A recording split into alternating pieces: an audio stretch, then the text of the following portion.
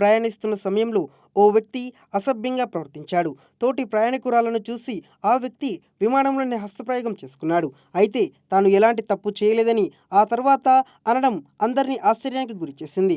వివరాల్లోకి వెళ్తే స్విట్జర్లాండ్లోని జూరిచ్ నుండి జర్మనీలోని డ్రెస్డెన్కు వెళ్తున్న స్విస్ ఎయిర్ ఎలెక్స్ 918 విమానంలో ఈ ఘటన జరిగింది. జ్యూరిచ్ నుండి విమానం టేకాఫ్ అయింది. ఈ క్రమంలో జర్మనీ దేశానికి చెందిన 33 వ్యక్తి తన పక్కనే కూర్చున్న ఇద్దరు మహిళా ప్రయాణికురాలను చూసి హస్తప్రయోగం చేసుకోవడం మొదలుపెట్టాడు. దీంతో తీవ్ర అసౌకర్యానికి గురైన మహిళలు సిబ్బందికి ఫిర్యాదు చేశారు. ఈ నేపథ్యంలో సిబ్బంది అతడి వద్దకు వచ్చి హస్తప్రయోగం ఆపాలని హెచ్చరించినా అతడు పట్టించుకోలేదు.